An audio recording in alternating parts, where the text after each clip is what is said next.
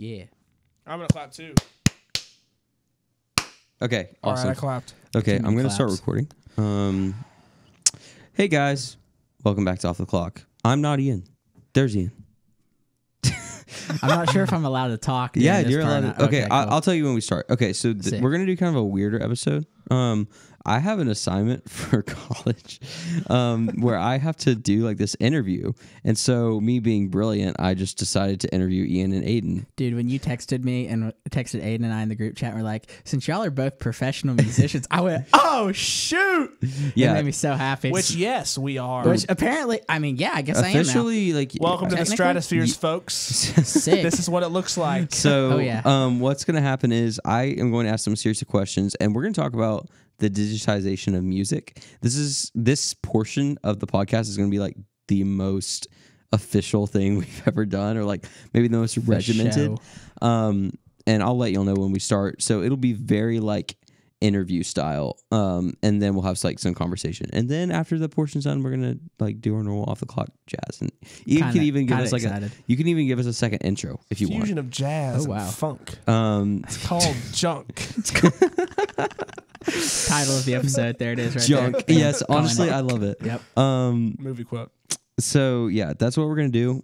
It's gonna be weird, and we're just gonna roll with it. I It's not gonna be weird. love us going into it. It's going to be weird. It's not gonna be just weird. Just It's buckle up. only as weird It's as we still- make push it. through. And This knowing is- us will probably make it really weird. This but, is a you know. one-time thing. This is Oh, off don't the say clock that still. either. This- You never know. Yeah. I don't ever know. That's true. But for now, this is a one-time thing. Currently, yeah. We've got some banger episodes Yeah. coming up too. For All right. sure. I'm gonna start the interview. Yeah, we do. I have to read this paragraph, guys. LOL. Good morning and welcome. Good morning. At 4:26. just roll with it. Okay. All right. I'm gonna talk, and then I'm gonna point at who's gonna talk. Oh, okay. So I like. It's gonna be like interview. Okay, gotcha. Well, it'll My be easier. turn to talk, and do we it's have your turn to hey, listen. do we have a I'll be- commercial break? Yeah, actually, totally. Okay, We'll have a sick. commercial. Cool. All All right. right, a short message from our sponsor, Off the Clock Patreon. You're going to see a message right now, and we're really back. Cool. All right. Good morning, and welcome to our focus group. My name is Grant Crenshaw, and I will be conducting this interview. This focus group is for the purpose of researching the technological shift in the music industry. Thank you for allowing me to conduct this interview, and thank you for participating. The estimated runtime for this interview is approximately 15 to 25 minutes. Approximately. First, I will need you to either sign the consent form or give verbal agreement to it. If you want to give verbal agreement, say yes. Yes. Yes. Now we can get started with some demographic questions. How old are you? Ian. 18. Aidan. 19 years old. Amazing. What is your current profession and or study, Ian?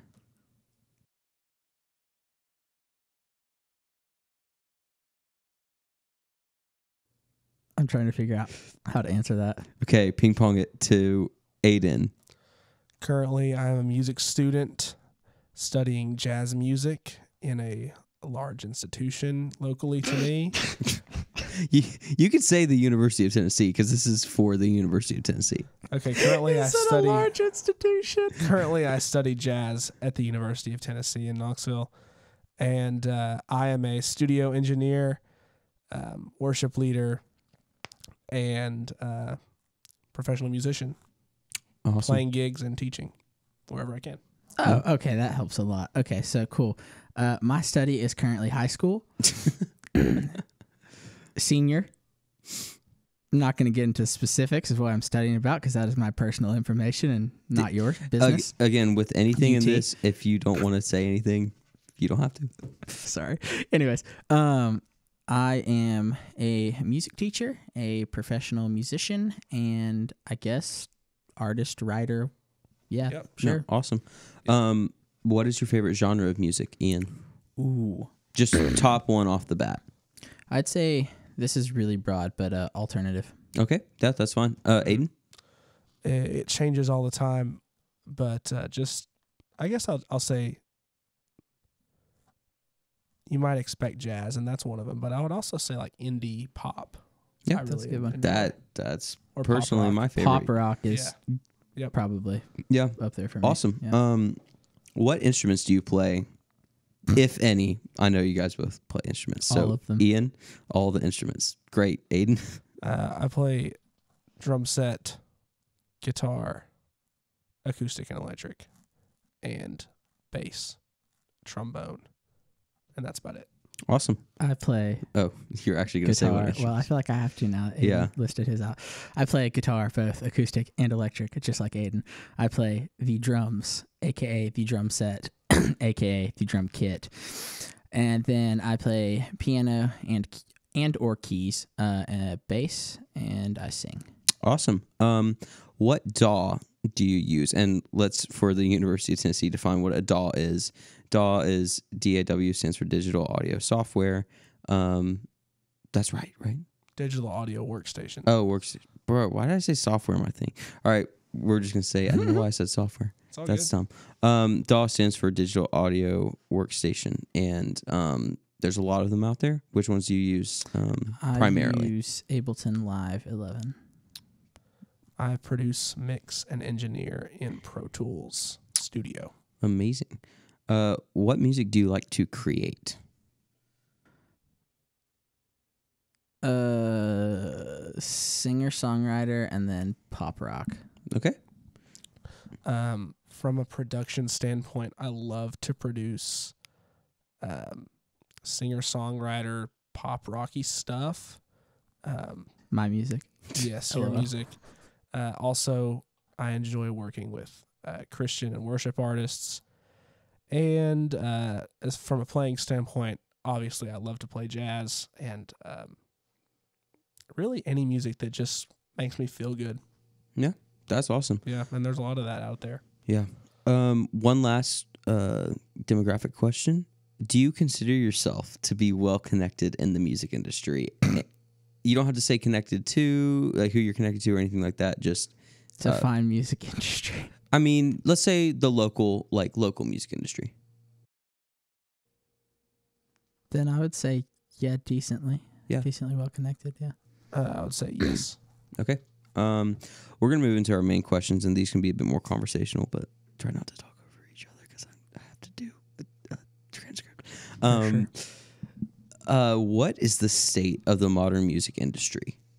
This is the most broad question, but like, what is the state, and explain it a little bit. Okay, so music has taken a shift in several ways, which I'm sure you'll ask more questions about to come. But music has taken a shift in being able to be in. Music has taken a shift in its ability to be widely and virtually universally created and virtually universally accessed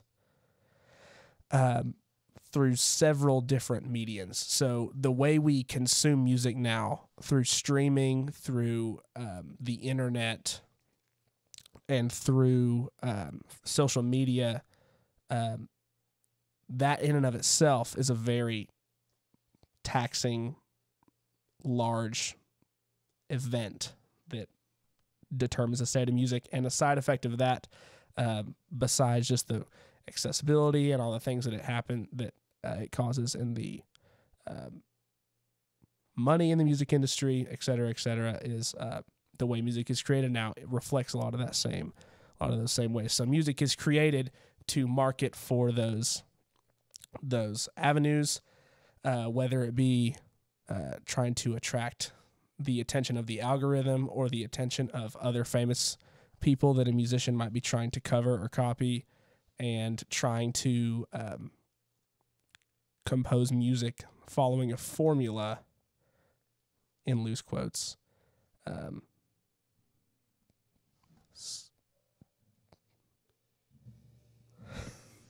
Sorry, there may be some drums in the background. Because guys, we are professional musicians, so people are always at work. Is that my guy back there? I have no idea. Playing drums. So, what was I just saying? You were talking about the state of the modern music industry. Hang on. You were talking about like a formula. Oh yeah. So music is made in a music generally is made more now than it used to be to follow a formula to get attention of people, to get attention of social media followers or listeners on Spotify. So that happens, and also anybody can create music now because of technology. Yeah. Which we can talk about more. Yeah, we'll definitely dig into that some. But Ian, I mean, Aidan said a lot, but like, what would you add? What would you subtract? Whatever. I think the thing about the formula is really true. Everything follows a formula now.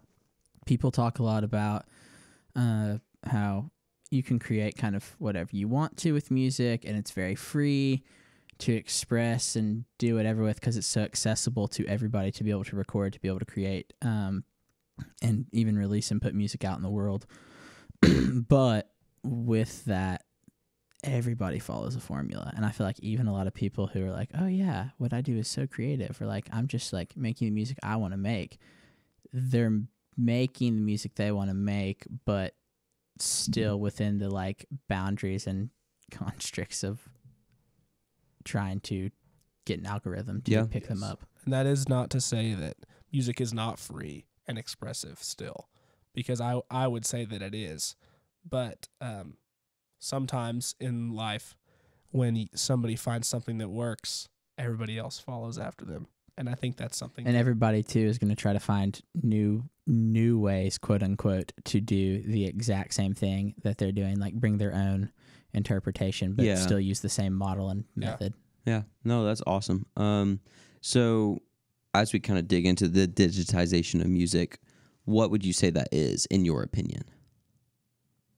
Repeat the question. So, like, what is the digitization of music? Like, maybe you could phrase it more of what is, the digital age of music. Okay, so I look at it in two facets, which I already kind of hinted at. But number one, I look at it as the creation of music. And number two, I look at it as the consumption of music. So I'll start with number two. Yeah. So obviously we are out of the age of CDs, records, tapes, et cetera, et cetera. We don't watch movies on DVDs anymore. Everything is streaming. We have subscriptions to Spotify, Netflix, Apple Music, YouTube Premium. We have TikTok music and Instagram and stuff on ads on TV and stuff in the soundtracks of movies. So we're really not experiencing, so to speak, hard copies of music anymore. And kind of the start of that was Steve Jobs back in the early 2000s making a deal with all the modern record labels to sell their music, their artist music, of the record labels on iTunes, which was Steve Jobs' brainchild, of course. And they would sell a single song for $1 a piece, and a whole album for like $10, which sounds like a lot of money to us today. But when you think back to the age of records and CDs, a record was what? $25 to $30 is what they kind of sell for now. Yeah. For an album. And so that started the decline of the music industry. Used to be a billion dollar industry. And there's not as much money in it now because of how accessible everything is, and the competition for views, streams, and money within streaming services, which is a real thing. So yeah, I would say that. I would also say in the 1990s, a company called Digitization made this software called Pro Tools, which allowed music to be made by anybody. We no longer need a large format recording console and a multi-million-dollar recording studio to make music. So now everybody can do it. Everybody can upload it to Spotify and Apple Music and wherever themselves. Everybody can produce it themselves. And with that, we have a lot of techniques that allow it easier to make music. So we don't have to play our own instruments if we want to have music. We can fix scrappy performances. We can fix bad recorded vocals. We can sample certain sounds and make things sound how we want them to sound. So all of that I would put under the umbrella of the digitization of music. Yeah. That's a great definition. It's a long one. Ian, would you add anything to that? Dude, I'm trying to even think what to add after that astute analysis and breakdown of what the digitization of music is. It is a mouthful of a word. Yeah, it is. But, I think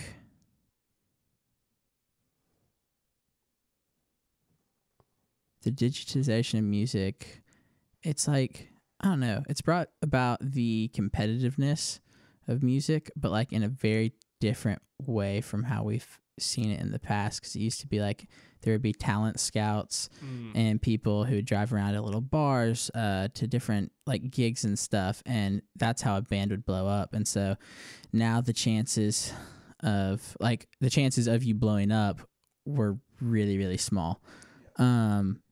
Now the chances are like still small, but I think seems so much more attainable to everybody because it's like I don't actually have to be in person almost doing anything. I can record a video of myself lip syncing to a song that I just cooked up in my bedroom and blow up off of that and make a bunch of money. So I feel like the fame is, it's like it's still competition, but it's just different. And I think how we go about doing it is just interesting how that shifted over time. I also feel like at times, because music is so digital now and so easily accessible, that it has taken a little bit away from the appreciation that people have for music. Yeah. Just because it's always there. Yeah. All of it. That's awesome. You guys have touched on some of my other questions, so I'm going to kind of skip around because I had a question of, has the accessibility of music production changed throughout the years? But you kind of already answered that saying yes, like anybody can start producing from their bedrooms if they want. So I kind of want to elaborate on that.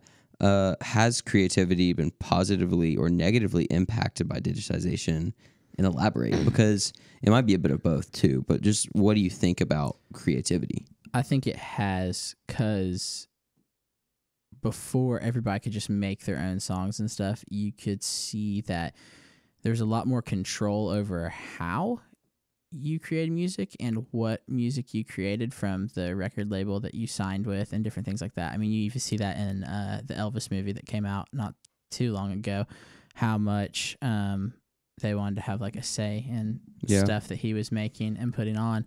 And so there is still some of that, because that goes back to the whole thing about the algorithm. Like, you have to make stuff that works for the algorithm, but I do think it's lent itself to a lot more creativity, because anybody who's like, this is art that I want to do, can then put that out in the world, like make it happen. Mm-hmm. Yeah, I think there's a lot of different layers to this question, and it's kind of interesting how I'm going to take it on. But obviously, I think it has been impacted the creativity in a big way for a few reasons. Number one, in a positive way, because if we all have software on our computers and a little recording situation set up at home, we can learn how to do all this stuff. We can experiment with new sounds and ideas and collaborate with our friends a lot easier than it was back in the day. Yeah. So I think that fosters and breeds creativity in the way that you don't have to spend a bunch of money, nor do you have to know the right people, nor do you have to get recognized by an A&R guy and get a record deal to land a gig. You can make it happen yourself. At the same time, I think that sometimes creativity has been lost because in the same way that software makes music a lot more creative and a lot more possibilities, a lot of times it also makes it a lot easier to make. It's really simple to fake a song. Mm-hmm. So there's a lot of bad music in the world, in my opinion, And some of it is because an artist is trying to blow up and just trying to put the right pieces together and stick it in a song and put it out to the world. And like we said earlier, market it to social media. So that happens. But also, thanks to the digitization of music, mouthful of a word. Yeah. Something interesting that happens is, so Ian was talking about how back in the day, I keep using that phrase, back in the day, you would have A&R people or scouts coming to bars and clubs and concerts.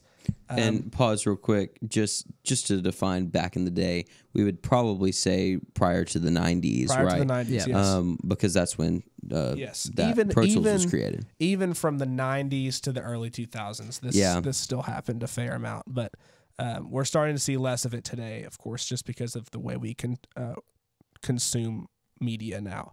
But now record labels don't put a lot of energy into these A&R people as much. They still exist. They still happen. But a lot of the record labels now, they own several subsidiary small record labels.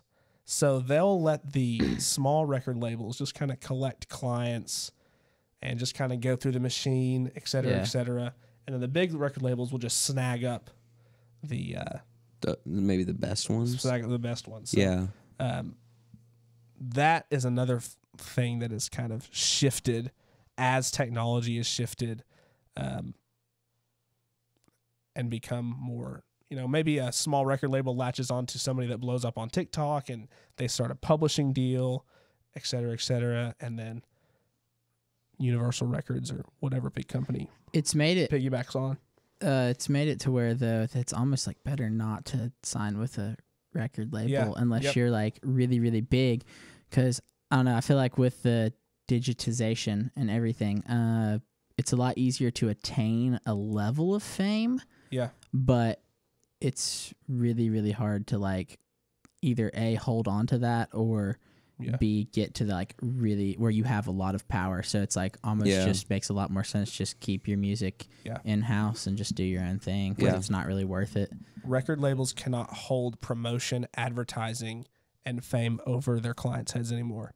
Because that's something that we can do ourselves. So do you think they can still hold maybe influence over their heads? Because if you look at someone like Beyonce or Justin Bieber or Taylor Swift, who like, there are maybe specific points where they changed the industry, or like maybe there was a shift.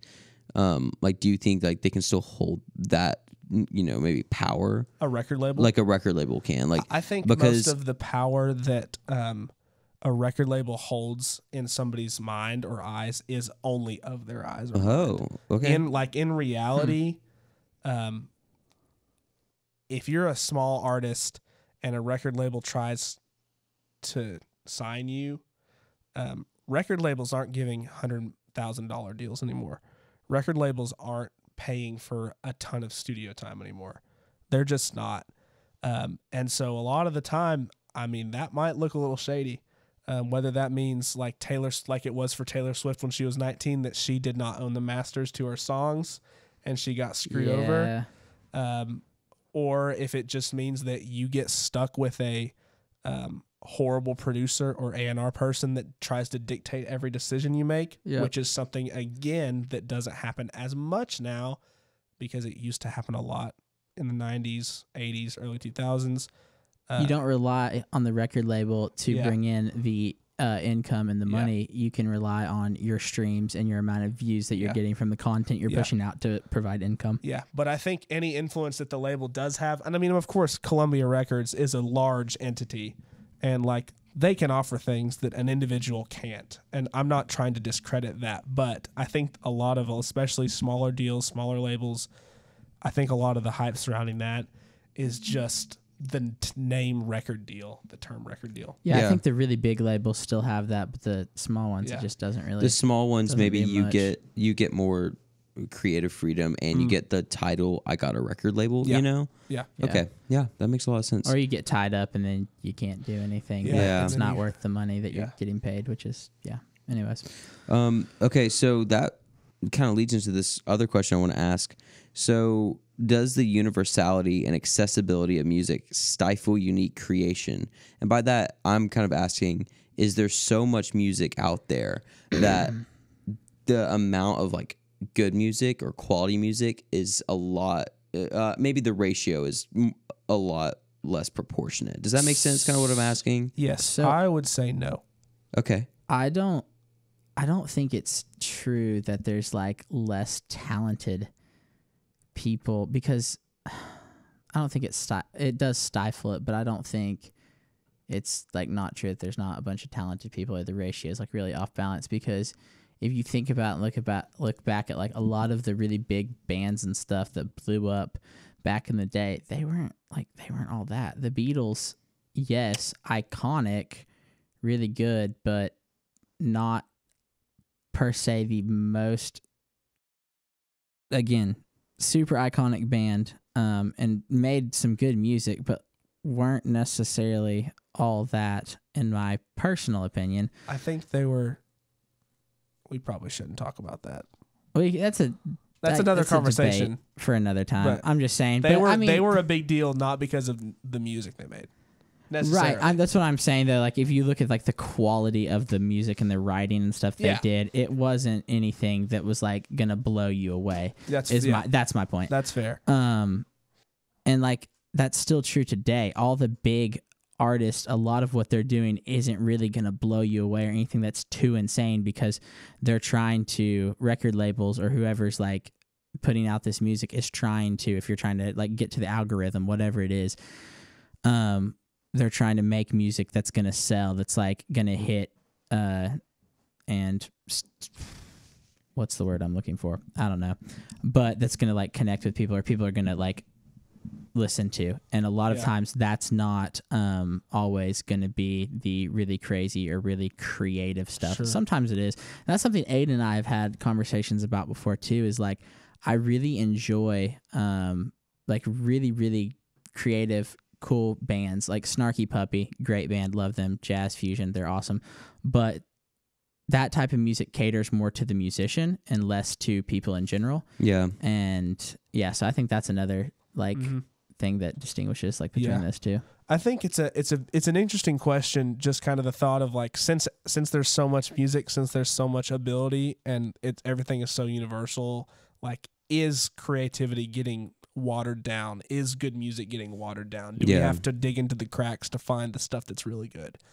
And I would say no. I would say because of how culture is, not only is there so much abundant opportunity for great music to be created, of course there is, the cookie cutter, the to use a cliche expression, the cookie cutter, the, in other words, bland, garden variety, normal, boring music.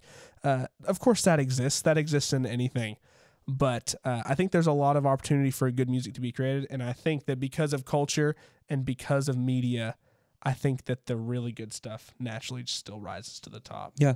And I think there's more great music now than there has ever been, honestly. I agree with that. I think there is overall, because there's so much freedom. Yeah. But I think it's equal. I think good music rises to the top, but I think there's a lot of like not great music that rises to the top. And I think that's just how it kind of works in general. But maybe that's how it's always been too. That's my point. I think that's just how it is. Yeah, I'm tracking with you. Okay, so one last thing, which I know we've hit a lot of stuff, and there's so much more we could talk about.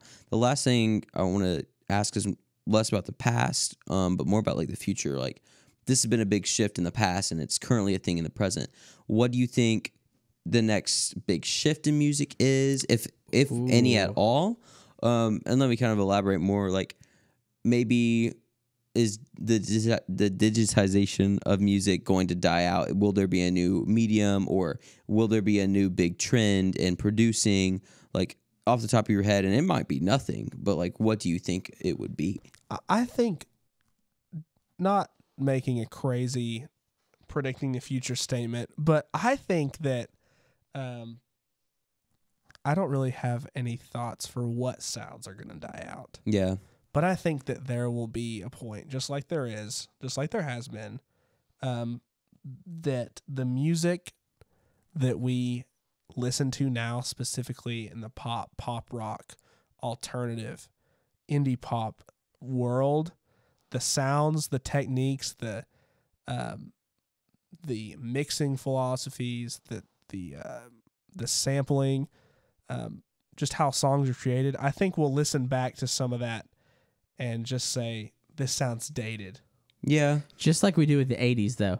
Yeah. Like, Sure. we go back and listen to the Yeah. electric drums in the 80s and the synth sounds, and it's like, these are so dumb. Yeah. Like, why would you ever do that? I think we might listen to like fat snare drums. Or, How dare you? I think it might happen. Maybe. You know, Maybe. I don't know. Maybe that's just an example. I still think that's love. fair. I love that sound.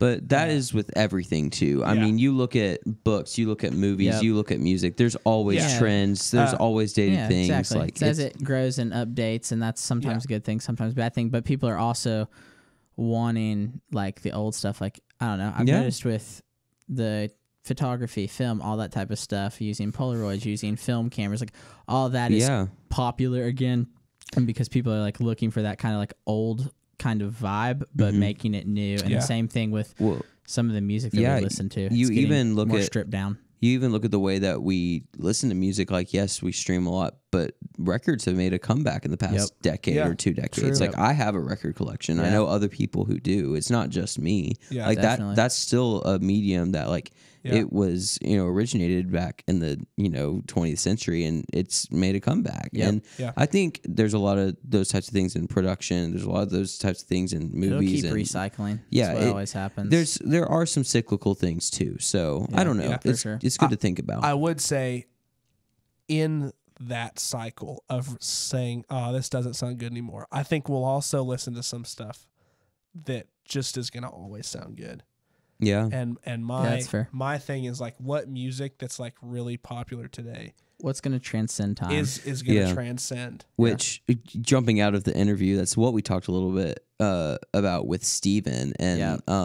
I don't know. I think we should have a maybe more in depth conversation too. I think that'd on be another great. episode. I think it'd Yeah. be great. Yeah. Yeah.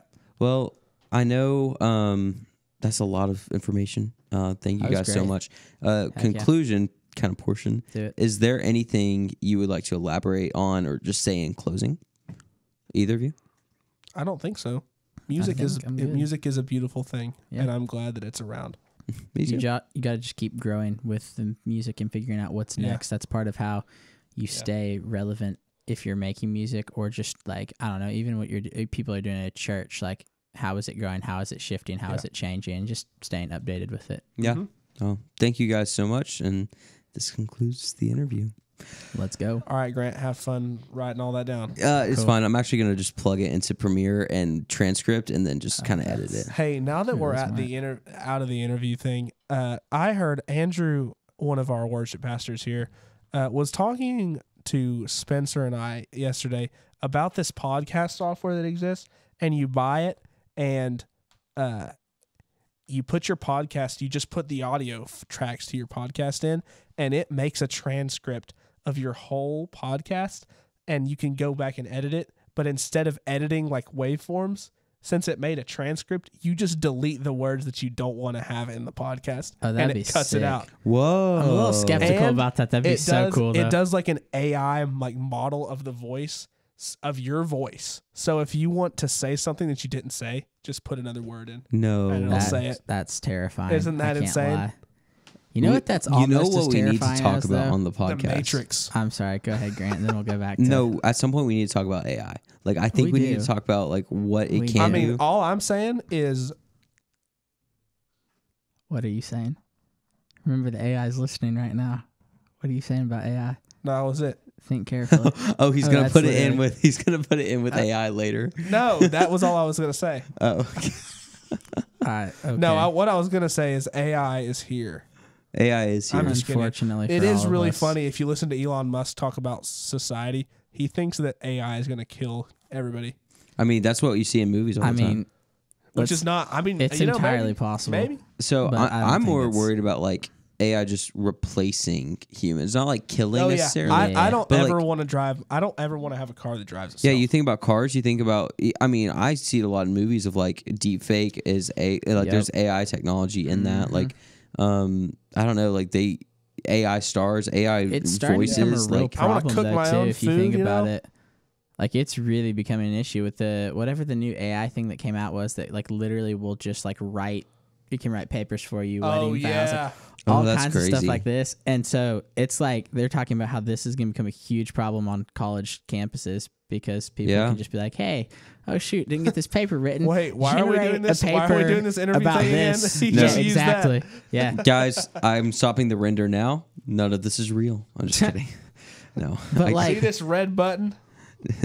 don't press that. Don't press it. No, it's honestly kind of crazy AI and a little bit unnerving. I'm gonna be honest, but that brings me to this question, which I feel that we should talk about. Was this the before big thing you were going to say? This was it was, and I don't Okay. know that Just it's so you know, actually we gonna probably be, got about like 10 minutes. That's to talk great. About this.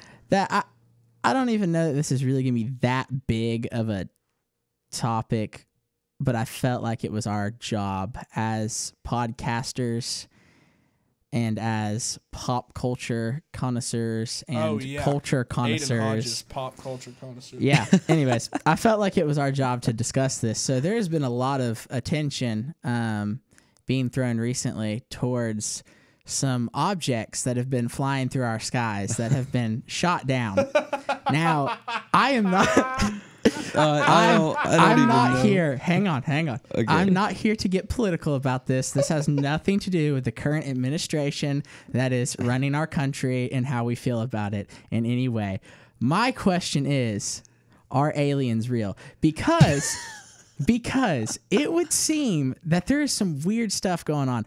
The Chinese balloon, spy balloon thing, I don't even know what to think about that. But the pilots who have been up like shooting down these random objects that are floating through the sky apparently have been saying that their like controls on their planes have been getting like messed up and whacked out, and they were like really weird shapes, or there was no like visible like sign of a propulsion system. So are aliens real? Okay. Well, by definition, the IRS says that an alien is any individual who is not a U.S. citizen. Oh my gosh. Oh, No. that brings me to another question. No. No. That brings me to another question. Anyways, Conversation for another. back to the aliens. Are they real? Theologically, there's nothing in the Bible that I know of that says aliens can't be real. Yes. Or that they are real. Or either. that they are real. Yeah, there's no for or against. Yep. The odds We need statistically. Greg to fact check that. Yeah. If I am dead before the next podcast, You know why. it was Greg. It Pickens. wasn't, happened? it wasn't No, in Romans, guys. I've done enough Bible study to. I don't think there's anything, and I could be wrong, but I don't think there's anything that's for or against alien existence. I think statistically there are aliens in the universe. I don't know. I mean, things tend to defy statistics a lot of the time too. I don't know. I don't really know where I actually stand on it. I think if there are aliens, I don't think that they are like. They're not like people. I think they're more like plants or like small animals. Do not mistreat That's an what I was gonna alien say. or oppress him, for you were aliens in Egypt. Oh, my Exodus Lord. 22:21. I think, I'm pretty sure that's. I feel like, No. yeah, Okay. aliens would be like animals of some kind if there are aliens, which I feel like that's possible. But like one of the arguments I had heard was the fact that if they're aliens and like other species, well, then wouldn't Jesus have had to go and like save them, be that planet? And I was like, I mean, I guess. I don't know. Not really, though. Jesus if God didn't just have wanted to to do like, anything. Okay, so exactly. If God just wanted to slap some aliens in the universe, I mean, so be it. It depends on, because remember we're created in God's image. Right. Would they be created in God's image? And we can't answer that. I would say probably not. 'cause I but we feel don't like know, because there could be aliens created in God's image. And Well, I is feel We're it- the only thing I that feel the like Bible if- says is created in God's image. So, I mean, yes, it doesn't But- say the aliens were or were not created, but I don't know. I think if something else was created in God's image, he would have saved it. I mean, right, which is why I'm saying I don't think or like he would that have they like were if there are offered aliens. salvation. Well, he did. I don't know. I mean, he would have offered salvation. I don't know. Would he? Maybe is this a Greg part 2 question? Oh, dude. well, like, 'cause Low-key, now- or RD, one of Or those. RD. RD 'cause would be good. Now we're getting into the thing of like Theology. like the greater picture of the universe, yeah. which is something that like I'm really interested by, and I Well, actually yeah. am gonna dig more into after kind of reigniting my Well, rolling I Louis think- Giglio. fire. Look No. at us. No. We're this tiny speck No. in a Yeah, giant yeah. galaxy. Well, I think Yeah. Cue the freaking hydraulic screen. y'all don't understand that reference. I think the question at that point you have to ask is like, you kind of start to dig into like, what is the point of God creating the rest of the universe? yeah. And I don't know the answer to that. Maybe Greg would have more It insight could on that. literally, honestly, it could literally be as simple as the fact that God was like, guess what? I want to create a giant universe. Bam. And so he did. Or it Yeah. could be, he's like, you know what? When I look out the window, I mean, I don't really know if there are windows in heaven. I'm not sure how that works. But he's just like, I want to see a bunch of galaxies, a bunch of colors. That all point back to, Or it could just be that for all us. point back to my greatness. Yeah, basically. Or it could just Yeah. be for us to like be like, Well, oh my gosh. here's the thing, This is too. crazy. He just created a void of colors and planets. So we could be like, how the heck did that get there? In my opinion, to say that statistically aliens exist and to be like so sure that they do because of that is to say you that get labeled an insane person. that wasn't No, where you wouldn't. I wasn't going with that because people would say that. I think to say that is to say that God follows all statistics, which I think God is above statistics. Oh, So for to sure. say that aliens Yeah. definitely exist because of statistics, like not and a have a great belief in argument. God, I don't think that holds up. Yeah, I mean, Yeah. statistically speaking, that makes sense. Oh my Lord. God is above this conversation, Sorry, guys. sorry. That I'm is trying to. true. I'm putting in bad jokes Hallelujah. in the You know middle what else of a good God conversation. is above? That stupid screen that just. So guys, at Passion Camp, they had Oh, this my big Lord. LED screen that was like it was like hydraulics, and it would come down like From the ceiling. Hang It was on, angled. ceiling. Can I set the scene? Please. oh please. All right. So think about it. You just drove. Oh, I need to ask the question from the last episode. Go ahead, set the scene. Hang Then on, we sorry. got Yeah, hurry. So think about it. You just drove 12 hours to get to Daytona Oh, my Beach. Lord. You waited 3 hours to make it into your room. You went to the first night session, and it was awesome. And you had a great day at the beach with your friends. You ate some really cool food. You buy yourself a souvenir Bible. You walk in there with your water bottle and your backpack. You're in there singing 1,000 names at the top of your lungs on Saturday night. And Louis Giglio, the crown jewel of the night, besides the Lord, walks up on stage and does this long sermon that everybody has been apparently so excited about. And the worship was just so amazing. And you're just surrounded by all your friends, and you're just all lifting up the name of Jesus. There are Weeping. tears. Weeping. And Louis is just... You're saved, and you're saved, and Louis you're saved. is just Yeah. fired up by the passion of the Holy Spirit. He's fired right? up by the Milky Way He's galaxy. talking about the universe and the creation of the universe. Louis gets and- lit about the Milky And Way. everything gets quiet. And the screen above Louis, as he brings his level down to talk about the universe, that has a picture of the galaxies, starts to come down towards the stage. And as Louis is sitting there quiet and it comes down, it makes this noise.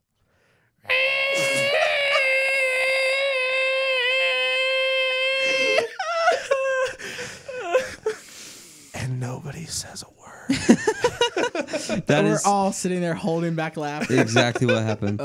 Ian, And then at random, a bunch of kids start clapping for zero reason and do that for the we next could talk about hour. Passion Camp for a very long time. Ian, what is Okay, the final this is question? the final question because I know we got to go. We do got to go. Would you rather fight a chicken every time? I'm sorry. Finish it. Fight a chicken every time you get into your car, or a lion once a year? Oh, chicken every time I get in my car, bro. Dude, what? No, What's think a about it. new meaning to the Wait, chicken okay, dance? wait. Pause. Before anything, is it fight just like fist, like that's all you get, or do you get like weapons? Because if I get weapons, I'm just a Listen, lion. if you have to But fight a lion every year, you got to know it's coming. So it's like it's on this day, so you don't know when or where the lion's attacking. But like, do you get a gun, or do you just if like you go buy a gun to fight the lion with? Then yeah, a lion every Wait year. a minute, but do you have to? Did you pay for the chicken that you're gonna fight? Oh wait, No. Here's the Why thing. would you pay for it? Do It just you- is in your here's car. the thing. You could You get have food. Food, dude. Food. Every single day having to kill a chicken? But you get a lot of food. Kick it the heck out of your car and then drive Dude, away. chickens can be monsters. Have you seen those things go at people, dude? They will peck your eyes out. They will scratch you with the talons. Yeah, that's true.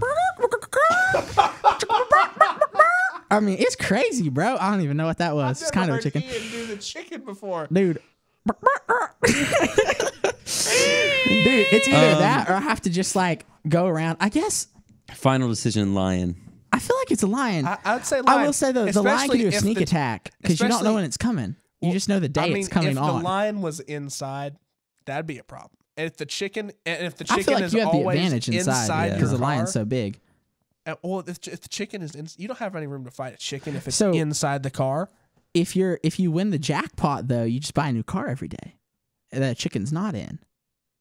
What? Think about it. If you win the Powerball, Shout out to episode you 25. just buy a new car every day. Jackpot. I will say, if a chicken was sitting in my Bugatti after I won the Powerball, I'd be pretty mad. Yeah, that's So, true. You pull the seatbelt down. I guess on that if we win the Powerball, chicken. it Say, has chicken, to be you lion. better not scratch my blue carbon fiber trim. Because I mean, think about it. Then you could just hire like personal like hunter to just like Yeah, go- that's true. like come in once a year If and you've like, won the take this Powerball. take this lion out. We are combining all of off the clock questions. Oh you yeah, could man. you could Well, make a if lot we- of bets If too. we have a superpower, like we could just make the lion like crap Oh, its that's pants true. whenever Well, we want. Hey, just make the lion well, have you diarrhea. could make a lot of bets too. Like you be walking around. Hey man, You think this dude- lion's about to get me? dude's never seen you in their life. You're like, hey man, I'm walking around campus today, but I think I have this feeling that there's gonna be a lion that like comes out of nowhere. No way, man. Shut up. Dude. Oh look, there it is. Oh my gosh, you owe me $45 billion. I mean, there's a scam. You want to talk about like Yeah. stealing money from Yeah, college dude. students? Good lord, that's the best scam I've ever heard, right there, bro. It's still Have a y'all normal encountered episode. a scam yet? Like on campus, like somebody set up with like insurance cards or What like define credit scam? cards. I Because mean- you could look at college in itself as a scam. That's Conversation kinda for another facts, time. though. I mean, I've never like interacted with one. I'm sure they have them. I was just I don't. curious. I usually just have my AirPods in. I mean, and Blair Some told people us could- about this scam that they were giving out free pizzas if you signed up for a credit card when he was in school. Oh this yeah, I one don't. time, and he got don't- the free pizza. Don't do that, guys. And well, I It's think great. a lot of people would look at fraternities as a scam. They would I look think at Grant would disagree with that. they would look at No, I probably agree that most fraternities are a living scam. on campus Okay, is a that's fair. scam. Which I also I agree with that. There are pros and cons. We'll talk about that another time. The Okay, so flex next dining episode- plan, that's a scam. Okay, go ahead. No, it's not. The flex dining plan. Oh, not like the unlimited. No. Oh, that's what I have. Never mind. Guys, You're I think right. we know what the topic is for the next College. episode. Is college a scam? College with- Question mark. Oh, with a special guest. With Dondi Plowman. With He doesn't know who that She's is. the chancellor of the University. I of met her. Tennessee. okay, Oh, really? Yeah. yeah, with Why? a special guest who I I was have a like- feeling will have some really interesting insight on I'll tell you after. on that. Ian, do you want to close us out because I opened us and that I feels do. wrong. It It feels did awful. feel a little wrong. I know. I was hated like, it. wow, I That's don't the like only this. time. I hate Yeah. it. Okay. I also have been doing this the whole episode. Good. I don't know why. No, it's I perfect. just feel really. Guys, I welcome know. to 2 cameras. Guys, this is Wait, who sits in which chair? Somebody pull up off stage real quick. I gotta. Am I I Greg or think- RD? I think you're, you're Am I Greg? Greg. Am I Greg? Oh yes. And All right. I don't know who I am. I'm a special guest. Go read I'm- Romans. I'm Sam Scott. If you don't like Romans, Romans 3, you're not a 21 through Christian. 26, folks. Guys, That's Romans, it. That's all you Romans need. is all you need. That's if you're on the only YouTube, Romans. click everywhere Romans. for all the things. And just before Ian officially closes us, just a quick 1.125 second brief from our sponsor, Patreon of Off the Clock, coming in right about now. Oh shoot. And we're back, Ian. And we're back. All right, guys. I am gonna go read Romans. You are going to go read Romans, and we are all going to come in Sunday and listen to Greg talk about Romans. And it's going to be great. Guys, we love you. Thank you for being here and putting up with our shenanigans. Hope you all Yeah. enjoyed. If you want to hear more about the music business, let us know. Even I'm sure that was a little awkward, but it was a cool conversation. I No, like that. it was fun. I think it was good. Cool. Cool. It was dope. See you Peace. guys Deuces. later. Peace. Bye. Bye. See ya. Romans.